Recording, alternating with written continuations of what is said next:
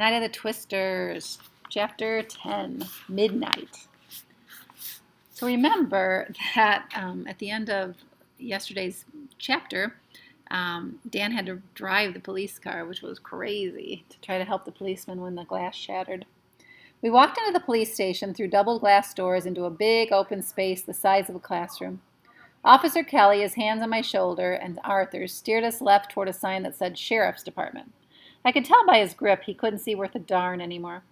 When the policewoman behind the counter looked up and saw him, she practically threw her phone down on the desk. "Kelly, my God, Angie, get a deputy out here." In that glaring overhead light, he looked pretty terrible. Cuts were showing up all over his face, red lines dotted with pinpoints of blood, and his eyes behind the empty frames had watered clean down on his cheeks. "I've taken some glass in my eyes," he said calmly. "Can someone tend to these kids?" In 2 seconds, a deputy was around from behind the counter taking Kelly's arm. Someone else rushed out of an office. Suddenly, we were surrounded by cops. "How bad is it? Can you see?" He tossed his car keys onto the counter. "I can't see much." "Angie, let the hospital know we're coming." Someone took off his glasses, and we stepped aside to let the others in around him. "You maniac," we heard the deputy say as he started off with Kelly. "Out there chasing tornadoes?" We watched as they hustled him through an inside door. I felt a little silly waving at his back when he couldn't see me, but I did it anyway. It was awful not being able to tell him thanks or goodbye. Even after Kelly left, the place was a zoo. Phones were ringing nonstop, and from somewhere in the background we could hear the massive congestion of a police radio piling up messages. Cops and people in regular clothes were in and out of offices, shouting to each other, everyone hyper. Finally, the same policewoman who had helped Kelly come over to where we were standing at the long counter said, "So you kids need shelter?" I needed to find out if my dad was alive. That's what I needed. "Kelly says you're separated from 2 sets of parents. Is that right?" We nodded. "Hold on." She went back to her desk and got on the intercom with someone.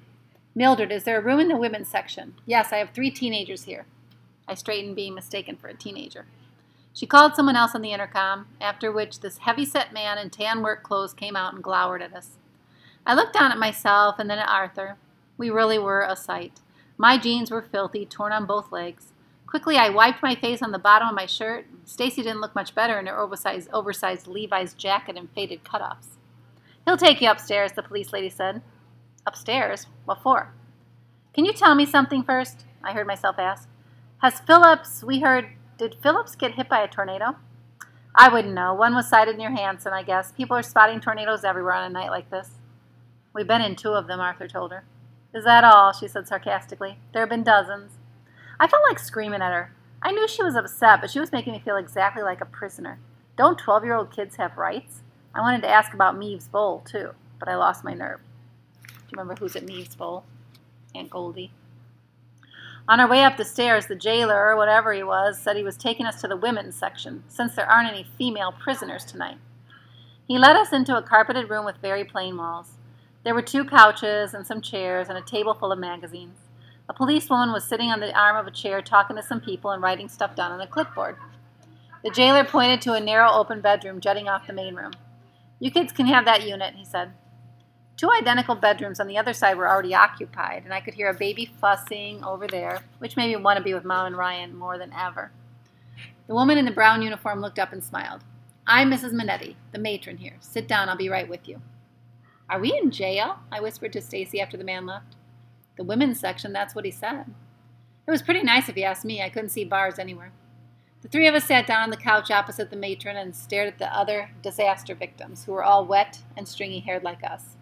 A white-faced girl about Ronnie Bay's age stared back, and she had a bandage on her arm, and 2 smaller kids were barefoot and shivering, wearing PJs that stuck to their skin, and their mother wore a mud-splattered bathrobe minus the belt. "We thought the storm had blown over," this lady was telling the matron. Isn't it funny, matron? Because we've heard about that in The Secret of the Indian, right? The matron was the head of the hospital. This is the matron who is the head of this jail. "But when Dave went outside to see if things were letting up, it knocked him flat on his face, and he crawled back in the trailer, and God in heaven, when it hit." She couldn't finish. "Our trailer was one of those big double jobs," her husband went on, "but that tornado flipped us over like a cardboard box and dragged us 30 feet. His hand shook so bad he could hardly get a drag on his cigarette.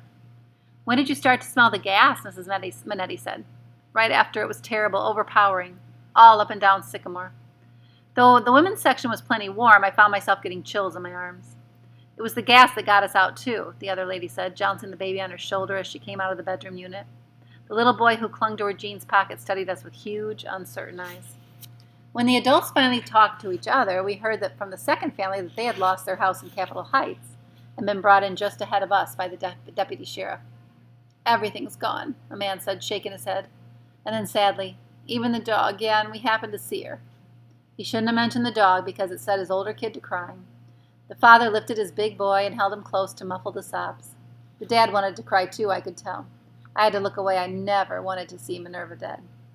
A little later, Mrs. Minetti took us into the room with the two cots, where she asked our names and what had happened. She gave us a scratchy arm blanket, too, just in case.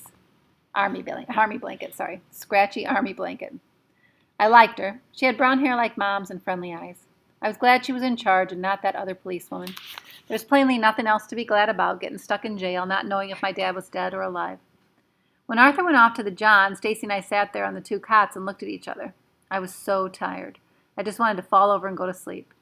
And then Stacy smiled, which made me smile because her face went all crooked on one side from the swelling. You okay, Dan? Yeah. She bounced a little on the striped mattress, which was covered with plastic, testing it, I guess. Did you ever think you'd end up in jail? She asked. She stood and tried to look out the high window. How come they put us in here? I blurted out suddenly. How are we going to know what's happening? I couldn't get Dad off my mind. What if he'd driven straight into that tornado on South Locust? We always came home from Phillips that way. Stacy didn't answer, but when she sat down right next to me, I was hoping she'd put her arm around me the way she'd done earlier, but she didn't. She was too busy picking dried blood off her leg. Think of it this way, Dan. Would you rather sleep here where it's nice and warm or on the floor of Kmart? Kmart? I said, without batting an eye. Okay. Stacy sighed as she took off her dad's jacket. When I pointed out that one sleeve of her blouse was ripped, she finished it off and then slipped the cuff end over her hand. She rolled up the other sleeve to match. I had to laugh when she told me uneven sleeves were going to be the new style in Grand Island. Stacy took her turn in the John next, and Arthur and I pulled a bed to the window and climbed up, calling each other jailbird and juvenile offender, trading elbow digs as we tried to see out. The sky overhead was black as ever, although the rain had let up.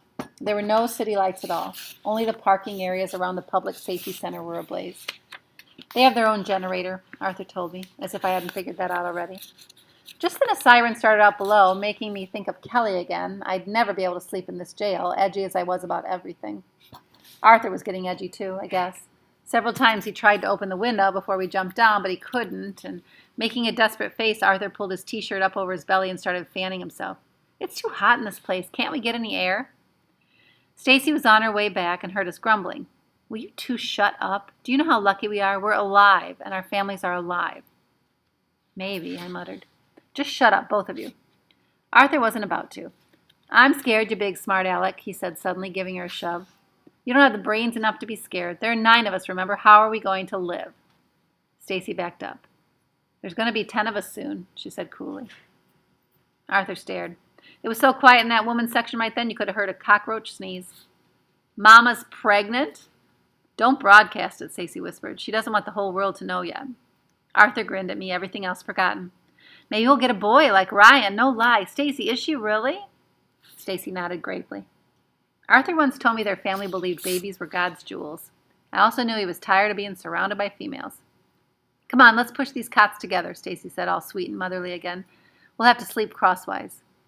We had just stretched out to see if we'd fit when Mrs. Minetti came back in with some trays of food. It's all I could find, she apologized to everybody.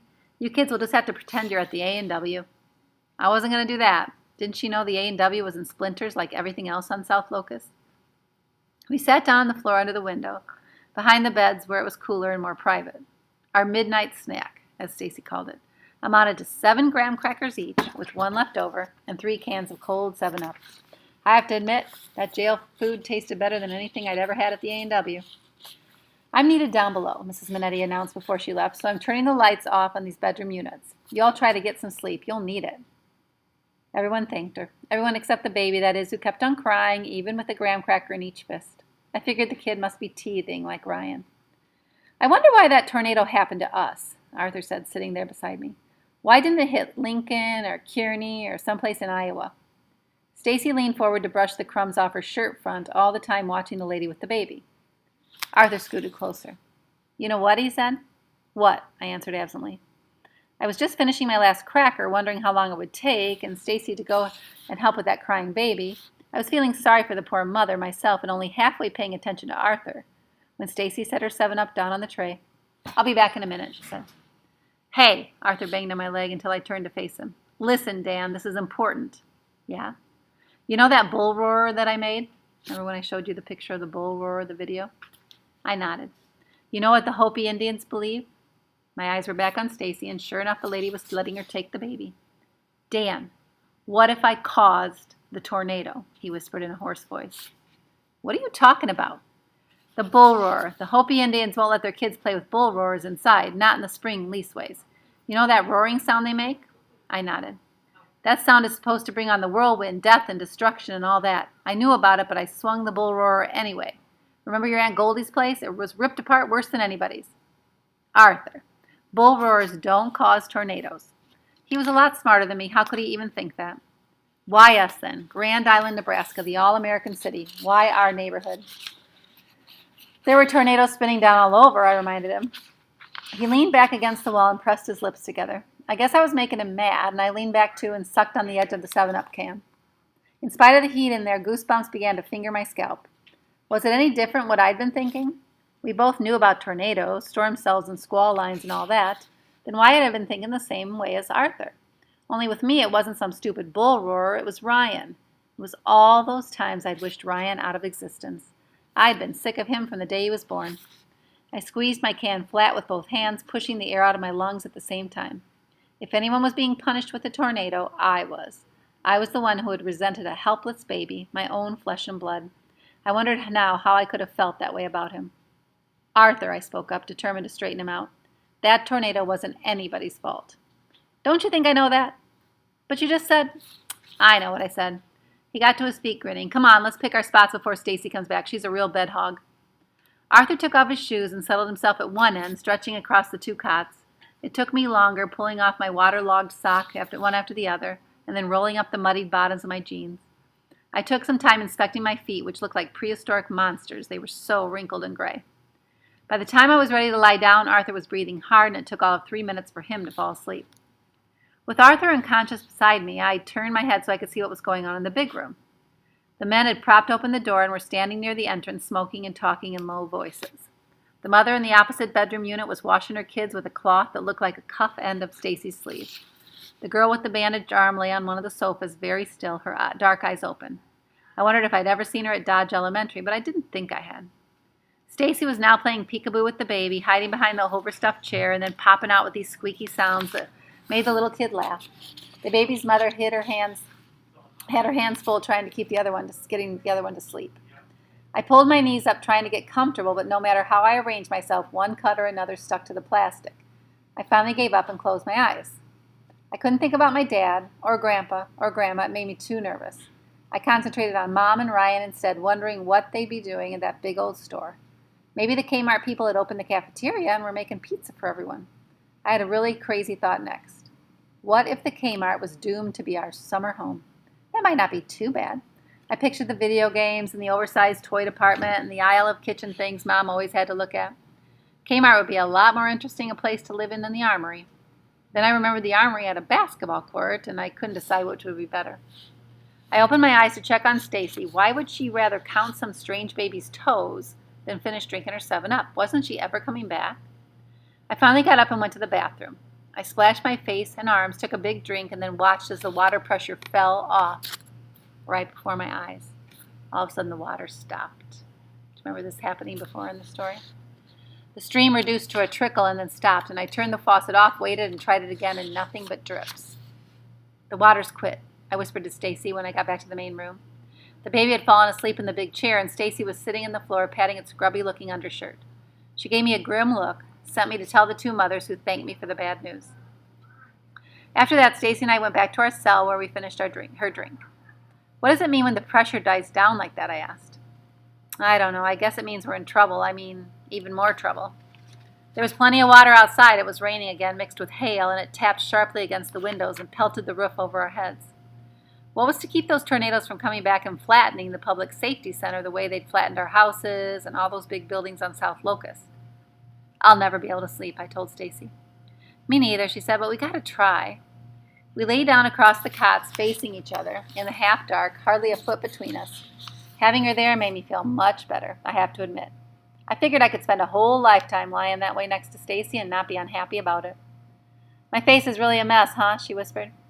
I shook my head against the plastic. Even black and blue, she looked terrific to me. We closed our eyes, and when I opened mine again, Stacy was looking at me. Don't be worried, Danny. I can't help it. You know something? Mama quotes scriptures when she gets upset. She says it's like taking a tranquilizer. I wish I knew some scriptures, I said, which was only half true. You know the Lord is my shepherd, don't you? Everybody knows that. Okay, so here, Dan, we have to hold hands. Anyway, this is how we do it at home. I felt kind of funny about Stacy holding my hand, which was all sweaty and hot, but then it didn't matter after all because so was hers. Now, like Mama says, you have to have a picture in your mind to go with every line we say, or it won't work. You want to try it? I nodded. The Lord is my shepherd. We stopped there. Are you getting a picture? Yeah, I was. I was seeing a shepherd plain as anything. So what's he wearing? Sandals and a long robe? Does he have a cloth thing on his head? He does now. I described it for her. It was wheat colored with a red border design. Something like a sweatband held it in place. Hey, great, Danny. Stacy squeezed my hand and smiled her weird smile. We went on through the green pastures and the still waters, and I saw the lambs all soft and fluffy, and I heard them bleat for their mothers. We hadn't come to the valley of the shadow of death, or my cup runneth over, when all the lights in the place went out. We sat straight up. Stacy rushed to the window and jumped a few times. They're off down below, too, she said. We automatically grabbed hands when she came back. I couldn't believe it, but hers had already turned cold. In the big room, one of the men struck a match. The light drew the parents together like a magnet. In the brief flickering, we could see the girl on the sofa was sitting up, too. The auxiliary power's gone, said one of the men. Must have blown the generator. Dan, Stacy whispered, her voice suddenly growing quavery. This really scares me. It doesn't scare me, I lied right through my teeth. I'm not scared at all. I held her hand tight, marveling that it was exactly the same size as mine, and squeezed my eyes together, shut against the terrifying dark. I started in again on the 23rd Psalm, only to myself this time. Funny how that shepherd, who sure enough had Jesus' face to start with, was looking more and more like my own dad. The next thing I knew, I was being jolted awake by the thundering roar of helicopters going right over my head. Wouldn't that be a good sign? Helicopters?